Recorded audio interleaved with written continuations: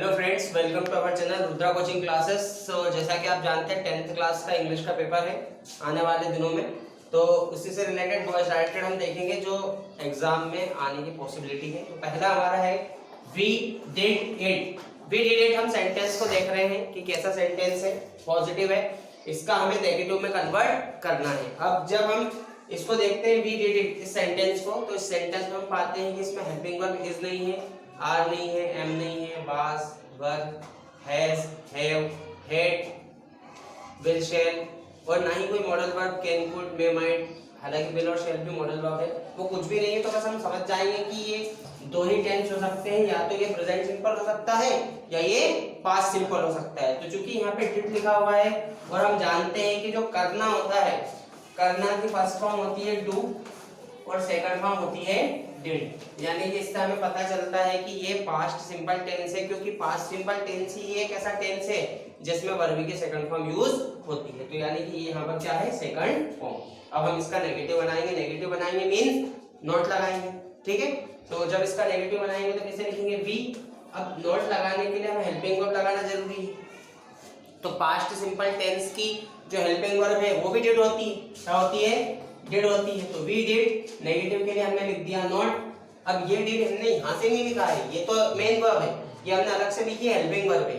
अब ये डिड क्या है, मेन वर्ब। लेकिन रूल्स है पास्ट सिंपल टेंस का, क्या रूल्स है कि जब भी हम नेगेटिव बनाएंगे, जब भी हम इंट्रोगेटिव बनाएंगे, तो हमें वर्ब की फर्स्ट फॉर्म यूज करना होगा। तो डिड की फर्स्ट फॉर्म क्या हो जाएगी, डू, और हम इट वैसा का वैसे लिख देंगे। तो ये हो गया we did not do it. अगला है हमारा आई डू माई वर्क, इसका हमें इंट्रोगेटिव बनाना है। अब इस सेंटेंस को जब हम देखते हैं तो हम पुनः पाते हैं, क्या पाते हैं, इसमें इस नहीं है, आर नहीं है, एम नहीं है, वाज नहीं है, वर नहीं है, हैज, हैव, हैड नहीं है, modal verb will, shall, can, could, may, might, should, need, etc, ये कुछ भी नहीं है। तो हम समझ जाएंगे कि ये जो है ये दो ही टेंस हो सकते हैं, या तो प्रेजेंट सिंपल या पास्ट सिंपल। तो यहाँ पे क्या लिखा हुआ है, यहाँ पे डू लिखा हुआ है, और डू अभी मैंने आपको बताया था करना की फर्स्ट फॉर्म होती है डू। तो ये वर्ब की फर्स्ट फॉर्म है, तो वर्ब की first form means present simple tense है। अब प्रेजेंट सिंपल टेंस का भी एक रूल्स होता है कि जब हम पॉजिटिव बनाते हैं तो हमें हेल्पिंग वर्ब यूज नहीं करना होता है, लेकिन जब हम नेगेटिव बनाते हैं और इंट्रोगेटिव बनाते हैं तो हमें हेल्पिंग वर्ब यूज करना होता है। अब हमें क्या बनाना है, इंट्रोगेटिव बनाना। इंट्रोगेटिव बनाना मींस हमें हेल्पिंग वर्ब लगानी पड़ेगी। तो हेल्पिंग वर्ब क्या है इसकी, हेल्पिंग वर्ब इसकी भी डू ही, डू। अब डू हमने यूज किया, डू के बाद हमने यूज किया आई, डू आई।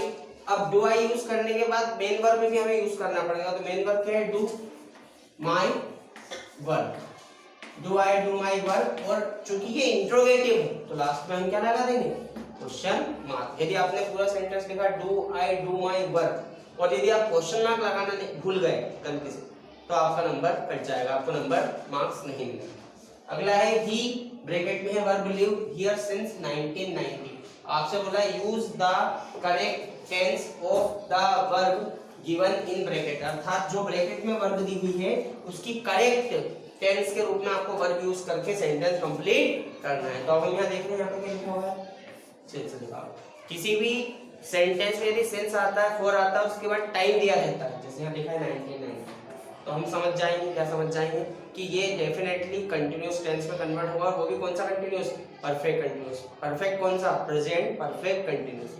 तो हमने ही यूज किया, कंटिन्यूअस के लिए हम आईएनजी लगा देंगे, किसमें, मेन वर्ब में। ओके, अब हेल्पिंग वर्ब हम यूज करेंगे यहाँ पे हैज, क्या यूज करेंगे, हैज, है ना। अलग से क्या यूज करना पड़ेगा हमें, बीन, ही हैज बीन। और लिव में क्या लगा देंगे हम, ING, लिविंग। और हियर सिंस 1990, आई में से आ जाएगा पूरा सेंटेंस, ऐसे लिख देंगे।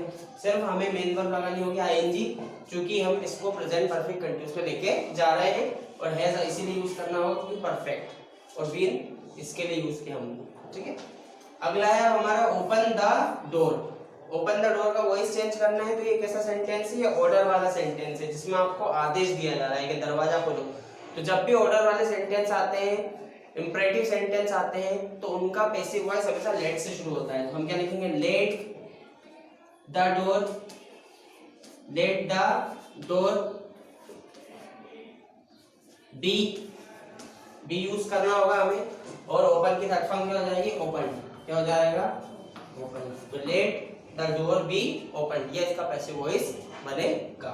इंपरेटिव ऑर्डर वाले सेंटेंस का पैसिव वॉइस हमेशा लेट से स्टार्ट होगा। अगला है इफ यू वर्क हार्ड, यदि आप कठिन परिश्रम करते हो, यू विल पास, आप पास होंगे।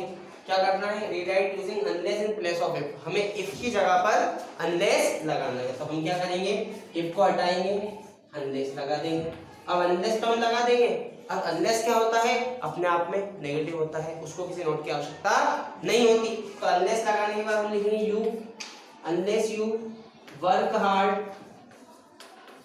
अब मुझे आप बताइए, अनलेस लगा देने से सेंटेंस का मीनिंग चेंज हो गया, क्या हो गया हिंदी अब इसका, कि यदि तुम कठिन परिश्रम नहीं करते हो तो तुम पास होगे क्या, नहीं होगे।